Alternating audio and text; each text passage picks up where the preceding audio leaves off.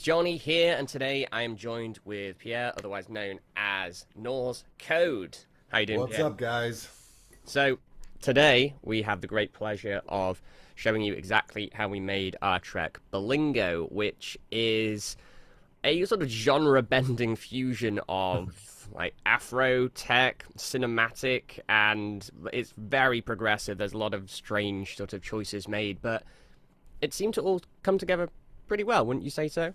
Yeah, no, I love it, and I've played it a few times already. Yeah, it came together really well and really quickly. I think, spent 3 or 4 sessions on this, 6 or 7 hours, and with all the different elements and the 15,000 tracks that are on this, I think we did a pretty good job because Yeah. it turned out to be a banger. It did, and it's been supported by some pretty high-profile acts like Cosmic Gate. They have played it a bunch. I played it in some of my sets, and I've had like multiple people come up to me like, "Yo, what is this song? When's it coming out?" So by the time you watch this, it will be out, so you can check the full song out below. But we're going to break down the production for you today. So yeah, I guess let's take it from the top and start off with the drums. So maybe actually, if we just play like a little snippet from over here where like the vocals in, so oh, ideally with everything else in. Yeah, in solo. Yeah.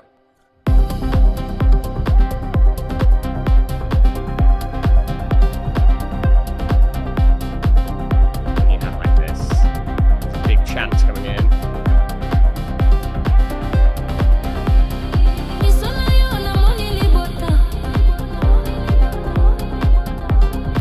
So yeah, there's like a full kind of vocal break that comes up later, but this is just sort of setting the tone. It's very much just like a proggy roller track, but then there's all these cinematic elements, and it gets pretty funky later on. So Yeah, I'm talking about the cinematic elements, actually. I mean, this thing actually did start with an idea that was just basically a piano and strings and drums. When I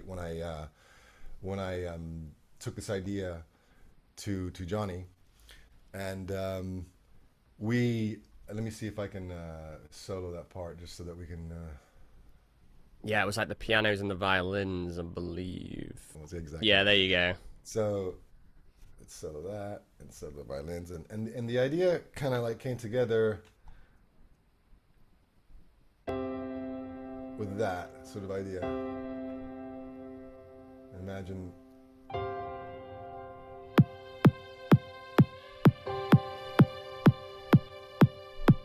We broke quite a lot of rules with this chord progression as well. It's like floating between major and minor and doing some Yeah, weird stuff in the theory and perspective. in fact, it was even weirder.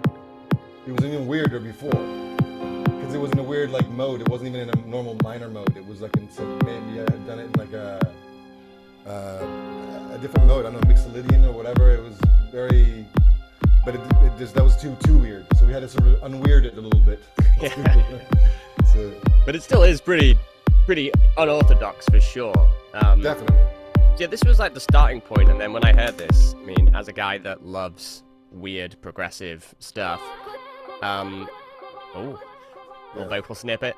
We like started just working on it, and we thought like, hey, let's just start off with like a sort of tom groove stuff. So I'll just run you through that, because this is quite interesting. This was like the kind of main groove element here. We have basically like actually 7 different tom layers that are all like creating this like groove in the low end, and it's very sort of tribally themed. So take a listen.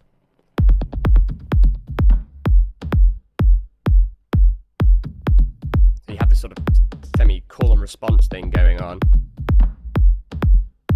So very rhythmically dense in the low end, but it creates that like clubby kind of groove, and like often these like offbeat percussive elements, especially in the sub, are going to make people really groove and shake their stuff, so to speak, on the dance floor. So yeah, I mean that's what I saw when I was playing this. People were like shaking that shit, so to speak. Yeah, yeah. So yeah, like often these were just like loops, but then what we did was actually just like edit them and splice them together to create like a sort of mega loop thing for the low end. So yeah, Yeah, I mean, a lot of these loops are basically just cut bits that we then combined with different. I mean, a lot of them are from the same pack, but we just basically chopped different parts of these loops and put them together to create sort of an original, Yeah, loop. and all that's really happening, I guess, mixing wise, I think that it's just there's just a little bit of EQ on the groups, but then you have like a bit of saturation to give them a bit more thwack, and then side chaining it to the kick. Like that's basically it. We also have like a rolling bass here, which is just literally just playing on I think the root note of C. So, but combined with the tom percussion, I believe this is also being no, it's not even. Is it? We're not even side chaining it to the bass, so it's just balance. Like, most of mixing is just balance, by the way, guys. So like, if you have stuff at the right level, it just kind of works. Yeah, I Um, mean, exactly. I mean, mixing in general, most people think that most, beginner producers think that their mix is the issue, but really it's your arrangement mostly that's the issue. If you have a good arrangement, you can have a good mix. If you have a terrible arrangement, there's no mix that'll fix that, So ultimately, yeah, it's about cleaning up your tracks, and layering them properly. That way, your cleanup is less painless. You're not going to have a bunch of different elements in the same frequency range doing the same thing, right? So yeah, it starts with the arrangement, and that's I think one thing that people don't really consider mostly. yeah. But yeah, Mixing especially with problems are it. just sorry. No, especially with a track like this with so many different elements to it. That's like it's key. Yeah, I would probably say don't go as complex as this, but if you're Yeah, fairly new to this or intermediate, but yeah, mixing problems are like you say manifestations of poor arrangement or even like sound design choices right at the start. So the yeah. decisions you make at the start and in the composition are going to affect the mix. If you make it all like well thought out, then the mix is actually pretty easy. Now this track was many elements, so the mix I wouldn't say the mix was super easy in this, but it was made easier by good decisions, that's for sure. Hmm. Um, so yeah, you have this rolling bass that like just sort of provides like more sort of tone, I guess, than like the more just subby percussive elements. A bit more of like a sort of regular groove. But then the offbeat percussive toms are like really making this groovy. So you've got all these tom grooves, and then we have like some additional studio drums that we use later, but we'll talk you through the drum grooves. Sorry, I'm trying to just scroll. So there's like some more drums here as well, so some of these are like just programmed in drums that we used with drum rack. Like that's just I usually program what's called the backbeat. So as a drummer, like your backbeat is basically like the stripped back version. So boof ba da, or whatever. So like kick, snare, and hi hat. But then the offbeat percussive sounds are what are gonna sort of shape it and define the groove a little bit more. So we've got our like programmed backbeat here.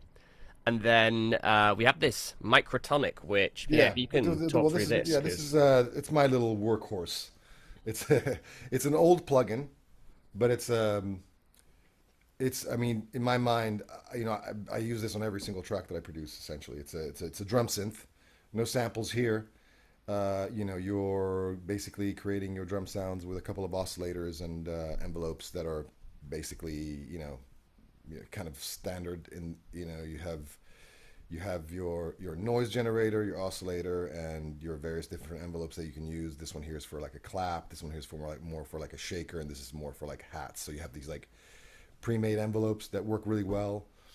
Um, and yeah, I mean, for drum sounds and for even actually, I mean, I should do a video just about this plugin to be honest with you because I think it's the most underrated drum plugin in the business. But there's just so much that you can do with this thing, and so yeah, without getting too much in the weeds with this thing, you can output multi. I'm sorry, excuse me. You can multi audio output this so that you have obviously you have the ability to mix each element in its own separate little world, and yeah, that's how a lot of these the top drums were done with this plugin, and yeah, you can actually hear it by itself.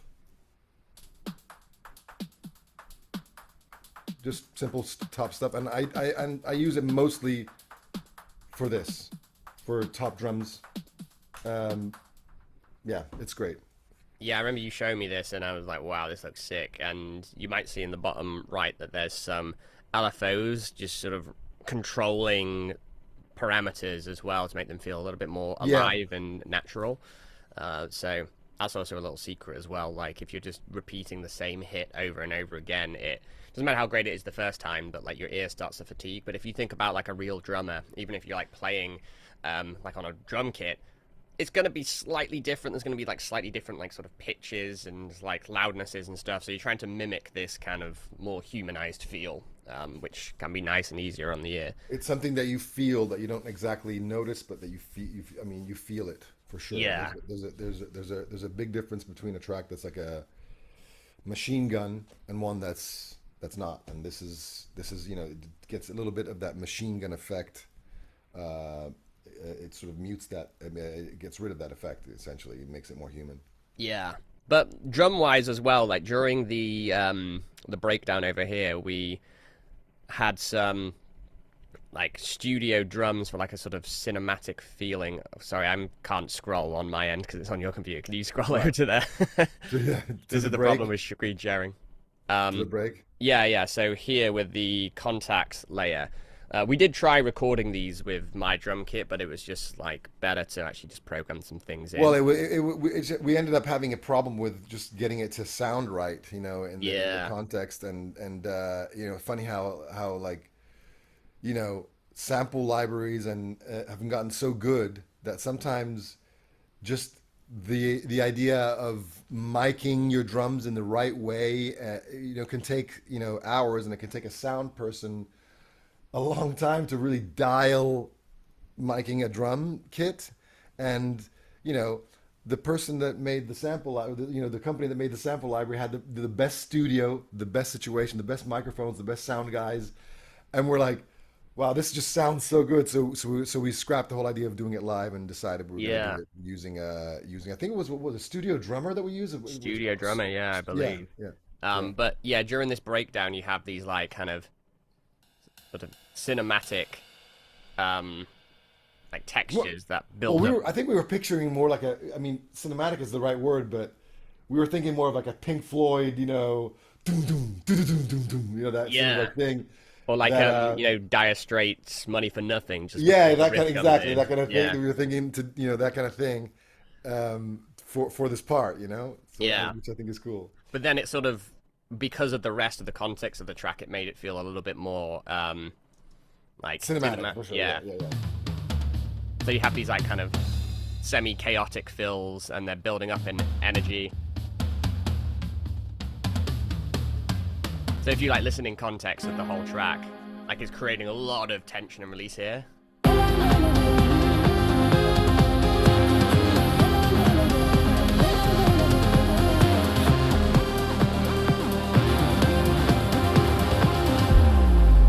So they are quite subtle in the mix, but they are creating that like sense of anticipation. So I will say that when I've played it, the track, they definitely come through. And the thing is also, you definitely don't want to saturate a build like this anyway with too much low end anyway, right? Because we're getting to the end of the build, right? So you're at that point, you're also cutting a little bit of the low end so that the drop has its yeah, I think we did that on chorus. the master, right? Or something. No, I think we did it on the group. I think we did it on the group. Ah, okay.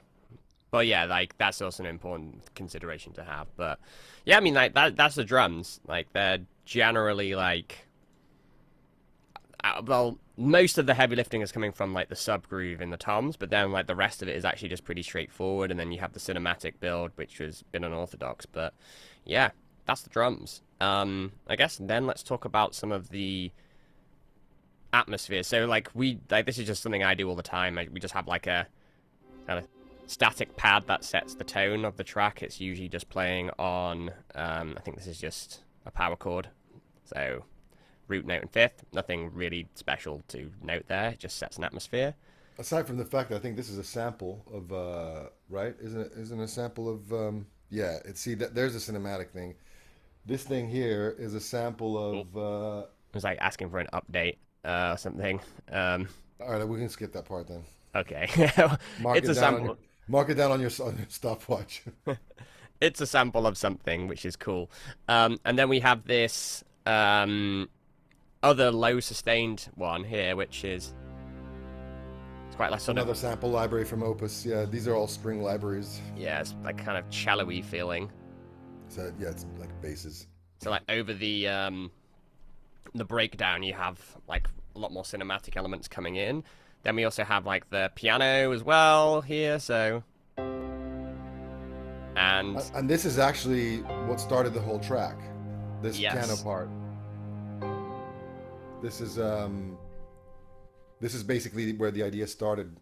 I was messing around with this piano and strings, and I was thinking, wow, what if I put a beat under it and then put some drums, and then I called Johnny. I'm like, Johnny, check this out. We should do a track together. I think it should be this one.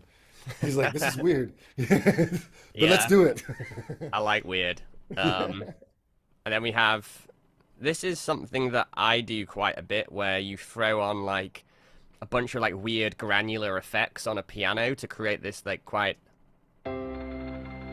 this sort Oh of yeah, I remember this was cool. yeah. So this is a classic marksman technique where you play pianos in like the high register and then run it through a bunch of reverb. Like if you put like crystallizer on as well, or put and portal, and even like um there's like an EFX refract. Is it EFX refract? EFX fragments from Arturia. You can put all of them on, or just a couple of them on, and it creates like very like epic ghostly pads. Or so you have like this, especially you play it in the high register, or even if we play over here where it's a bit more busy. Yeah, don't play that track at night, but when you're hanging out by yourself, because Yes, this is how you create sort of horror themes, but musically as well, it can also sound really, really great in context. So if you take a listen to everything we got so far, let's get the drums. I realize I'm not holding command. So here,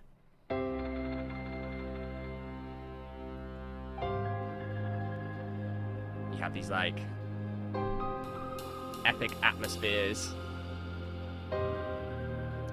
And should also say as well, I forgot to even mention this, we glossed over. We have a separate bass in the breakdown. So this is more of like I think a Reese bass, so or a Reese style bass. And this is following like quite a melodic techie progression, I would say, if you take a look. So I guess like quite Stefan Bodzini-esque, I would say, where you have like yeah, kind of esque. I would say so. I mean, although his bases tend to be made, but yeah, you're right. It is kind of Stefan Bodzen-esque. yeah, so you have like a kind of chord progression and then these like connecting notes, and they're like slightly different each time, and there's variations, and they're creating like more intensity as time goes on. You can see like the second time around, it's actually a little bit different in some places, but you have these like big long notes and these connectors, and this kind of that's pretty Bodzini right there, that last bit. Yeah, But that is very Bodzen actually. yeah, but yeah, like that like the bass and everything. It's everything is like sort of you have both musical and sort of melodic slash rhythmic tension, but then also like we're creating tension by like opening up the filter on this. So at the start, for example, it's quite dark, and then you have here it gets really, really, really big, raw, and nasty, and then we wash it out, of course, and creates these really big moments. So, and this is also a classic thing where, oh god, I've skipped over by accident, where you can have like sonic and musical tension, and when you combine them both, you can create really tense moments, especially in breakdowns and things like that. Yeah, I mean, it speaks to the whole idea that automation is pretty much just as important as you know your actual musical notes in the arrangement. There, you know, you can basically take one simple idea that repeats over and over and make it sound like it's different every 8 bars just based on what you're automating, you know? And Yeah, so exactly. that's one thing that we definitely leveraged a lot, and most producers that know what they're doing do. Yeah, but I guess when you also combine that with like musical and harmonic tension as well, like that's when Yeah. shit really pops. Um, a lot of producers don't do either of those things, so start doing some of those things, and you'll see a big improvement in your music for Hmm. sure. Um, cool. I guess we've already talked about the violins. Is there anything else you want to add there, Pierre? Because I mean, that was your wheelhouse. Well, yeah, and just well, I think we already mentioned the fact that that violin and piano part was sort of like what started this whole thing, and it did go through some changes because I think I remember I think I made it in a Lydian mode at first, and then we started producing it, but weren't feeling like it was sounding exactly right after a while, so I switched to like a um, um, normal minor mode and changed it a little bit. But aside from that, I mean, it's pretty close to the original idea. Sure. Cool. So then we had these like atmospheric arps, which like kind of progress a little bit as well throughout the track. You have them quite sort of background and lesser here. So it's got quite a long echo on it from my, or like delay on it. And I I think that this track is some on some kind of an arp that gets held when you push the chord. So mm, if you open up Serum, and you go and you push the ARP thing there, you'll see that we have a hold situation, latch. So yeah. that's why those chords are being held, and they until you hit the next chord. I Yeah, and think then we're like automating them in and stuff. exactly. I think that yeah, Serum is an amazing little plugin. I have to say, since Serum 2 came out, it's like a mini Ableton inside of a synth. It's weird, but I love it. Yeah, it's fat. I mean, it's honestly, you don't really need anything else now with, with You Zero you 2. really don't. I mean, we could zoom into the studio and have all this gear, and I'm barely even using it anymore. Yeah, just Serum, baby. Yeah, it's crazy. But yeah, this little ARP thing, it like kind of creates these moments as well, which slightly different ARP variations every now and then over the rest of the track. So here, and it will just continue to like change, and the context will change here, for example.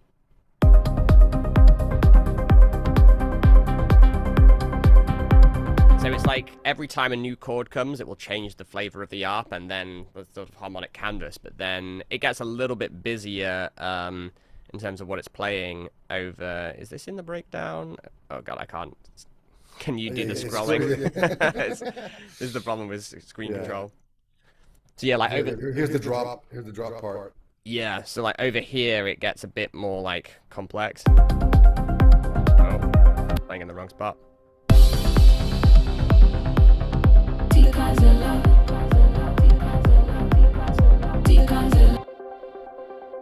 They were like playing with stuff over time as well. Yeah, well, here obviously we're bringing it in because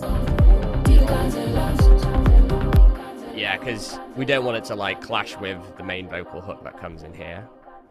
But yeah, I mean that's a cool little thing, creating like atmospheres, and then we have this like break up, which I think I came up with. It took quite some time to get it right, where we're like automating this kind of quite simple like pattern here. It's like a sort of dotted eighth note, ding, ding, ding, ding, ding, ding, sort of pattern that's going on, and then you add in just a couple of extra notes here to make it a little bit more exciting.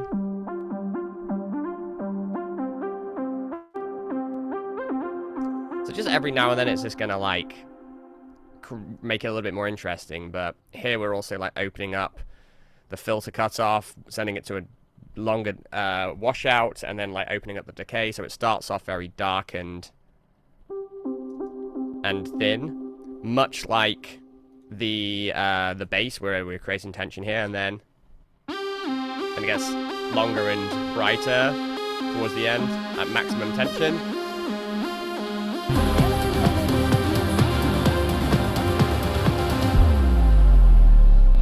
So yeah, create some quite cool stuff there. Now that then comes in over the final drop, and we're just like kind of using that as like a bit more of a melodic part when the vocal comes out.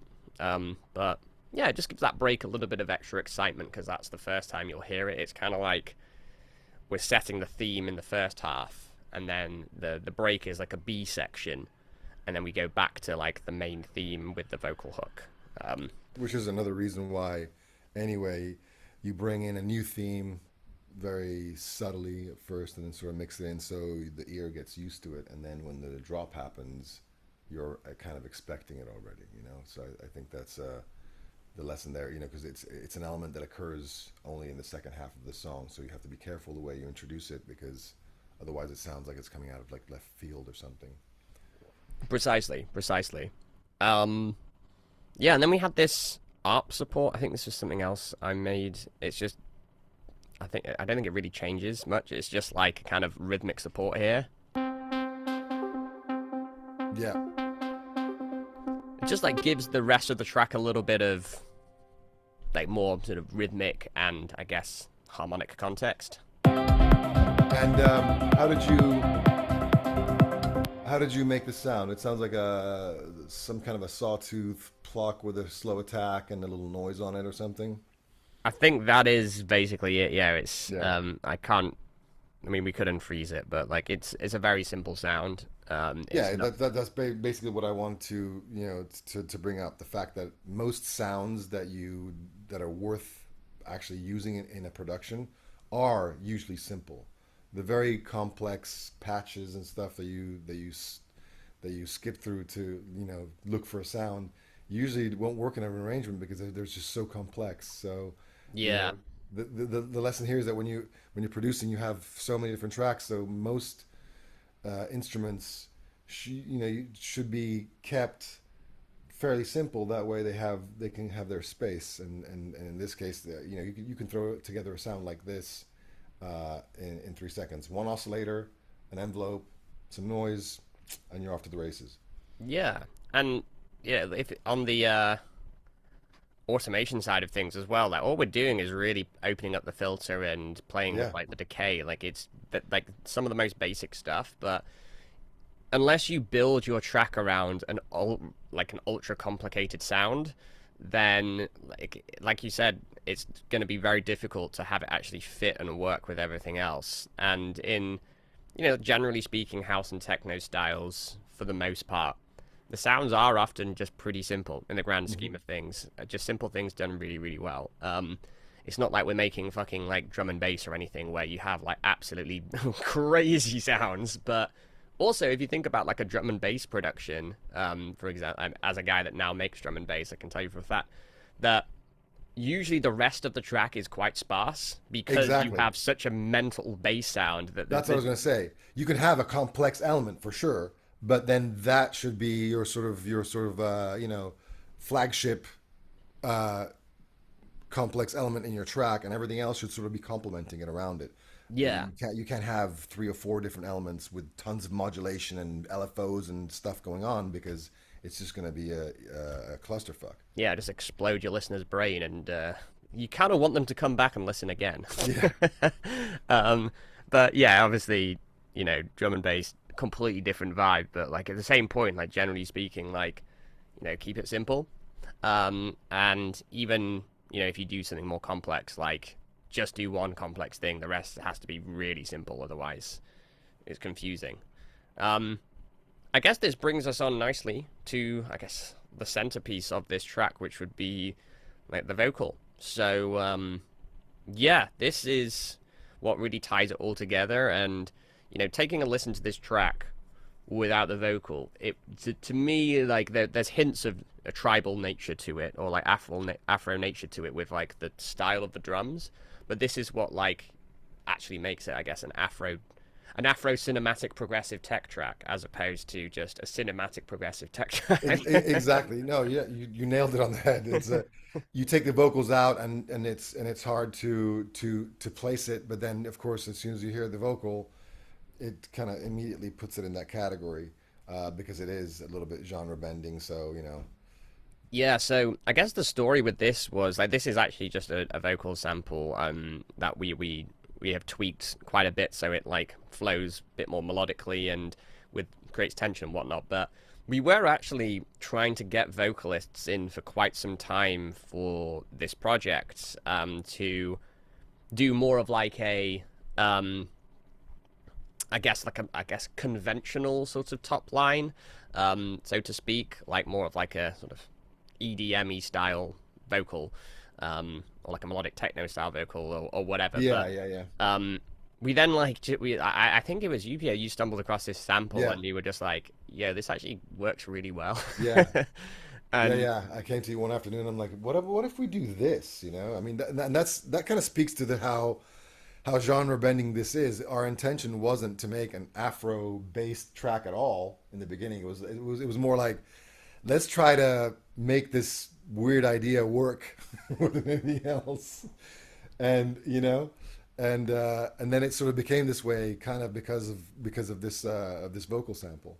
yeah, so we'll play like a little bit of it, but like it's some parts of it are mostly just like the sample as is. Like I think in the break we just have like the kind of verse side of things, but then we chopped up parts of it to make more of a hook. Now the language is Lingala. The song is about unity and love. I'm not fluent in Lingala, so Yeah, I am. I'm a professor of Lingala. No, okay, so Pierre can explain what their vocals mean, I guess. But but yeah, this is what it sounds like. It just sort of. So this is the first time you actually hear the lead vocal come in. So you have like this. you have some ghosty sort of like backup stuff sort of creeping in before, but it's not really doing any Yeah. words. So you have like these parts here. Like this is when the vocals first start coming in. Doing this like mini break. And you're like, okay.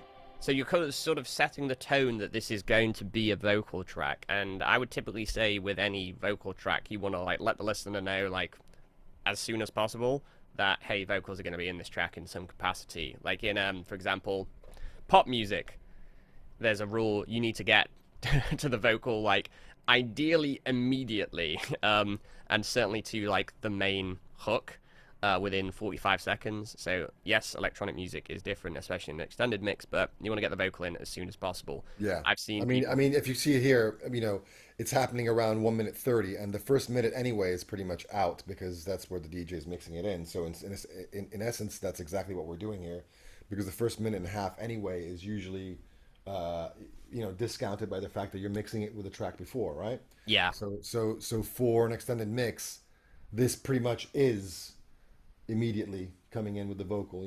Yeah, and in the radio version, I believe we dropped them in right here as Right well. there, So, yeah. yeah, Right there, so yeah. it's just vocals immediately. Because I've seen people arrange tracks where it's a vocal track, and then you only get the vocal in like 5 minutes later. Yeah. And that would mean that probably people wouldn't have listened that far. Because if it's a vocal track, people tend to listen much more sort of Yes. curiously. Nowadays, especially. Yeah, so get it in quick. But then you're having these like background vocals coming in, and then the big lead epic part, which is super upfront. This is quite buried. Let's drop.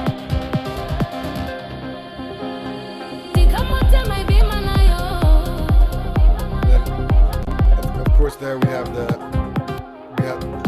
Sorry. of course there we have the class. Yeah, you keep pushing play. No, I said I was gonna say. Of course, here before the vocal we have the classic reverse reverb, thing. Which, by the way, there's a really cool extension now that enables you to do that really quick without having to do the copy and whatever. I'll show it. Oh, please show me that. Yeah, that's Yeah, awesome. I'll definitely show it to you. It's really, really, really handy. So yeah, with this vocal hook, we have these phrases that play, and then we have a big echo, so it like sort of ties the phrase over a little bit more. For example, here, so just like allows the space to be filled with the vocal still. Less is more sometimes, and then you have the same thing, different phrase here.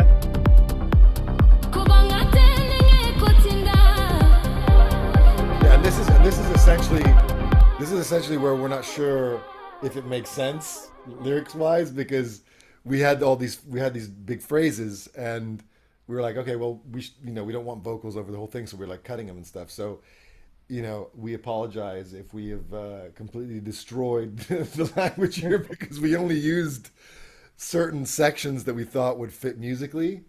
So hopefully we're not offending anyone with Cutting the phrase off we're a very not just important point.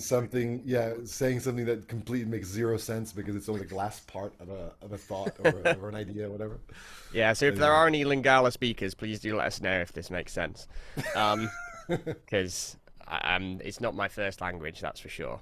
But yeah, and then like going into the breakdown, you then start getting the hook introduced, which we've like kind of created out of a phrase. So here you have,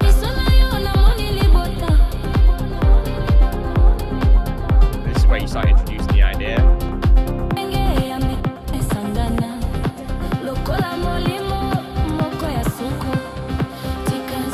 This part here is like the hook.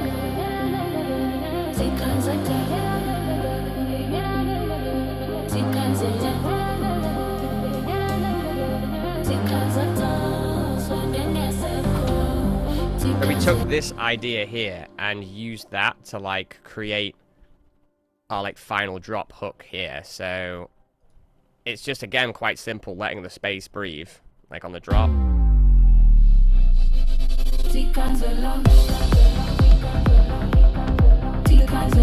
It's quite catchy and short, but memorable.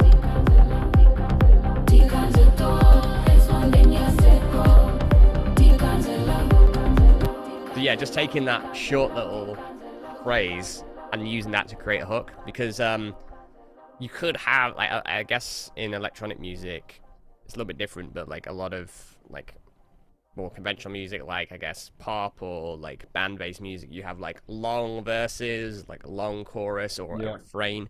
But in electronic music, you kind of only really need like a short hook. But we do have like a kind of more prolonged verse build up here, but then what people are going to remember is that short hook, that little short hook. Yeah. So keep it simple, keep it short. And yeah, so I guess that's really it. I mean, yes, we do have some effects that they're pretty standard. It's just kind of like your noise builds and various Yeah. little transitional aid tools. Yeah, there's just like a couple of downshifters, like rolls and risers. Like it's stuff you would put in every track. It's not really worth, breaking down so much. But yeah, that's basically the track, That's guys. pretty much it. Yeah, it was certainly a lot of fun making this because when A little bit different for either one of us, for sure. yeah, for sure. And I think that's always a nice point, is to try and push yourself into doing something that's not been done before or different, because look, there's a lot of music out there that is just kind of the same thing over and over again. And I think Melodic especially, techno. yeah, exactly. I think especially when you're collaborating too, because Right. if you step out of your comfort zone in a collaboration, neither party is sort of rooted into what their habits are or what their style is. And I think it makes for an interesting and fun collaboration when you step out of that and just go into some unexplored territory as an adventure, together, which is, I think, the way I viewed this project a little bit. Yeah, for sure. And what I remember distinctly about this process is that when we were working, we were just like, hey, let's just, like, here's a cool thing that we could try here. Like, you would say that, and then I'd watch you do something and be like, oh, yeah, that is cool. And then I was like, hey, why don't we try some of this? Yeah. And we just sort of, like, came up with these, like, things that we both would do in normal circumstances, and it just kind of kept building on this, like, kind of back and forth between, like, showing something cool or a cool plugin or technique, and Yeah, then yeah, you're like, yeah, yeah, yeah, yeah, exactly. A lot so of times that's it though, you know. I mean, when you're lacking creative ideas, sometimes I'll just go and play with a new, or not even necessarily a new one, maybe a plugin that you have that you barely ever used, and so sometimes creativity can be sparked by uh, just tweaking around an instrument that you don't know very well, and an accident happens. Uh, that's basically where most of my ideas come from, accidents. happy accidents, yeah, as Bob Ross would say. Um, but yeah, I mean, look, guys. Hopefully you've enjoyed this breakdown. Hopefully you've learnt some cool stuff. So go check the track out. Links in the description. It's out on my label Elevation London, and go share it with a friend if you think that they would enjoy it. And yeah, like lots of other information in the description. You know, if you're wanting to like work with us or whatever, that's also down there. So take a look. And otherwise, we'll be back next time when we've got another track together. So any final thoughts, Pierre? I think you've summed it up masterfully, my friend. We're happy that to be able to share this, and hope you enjoy. Awesome. But yeah, go give it a listen, at least 1,000,000 times ideally, and yeah, we'll see you in the next one. Have a good one.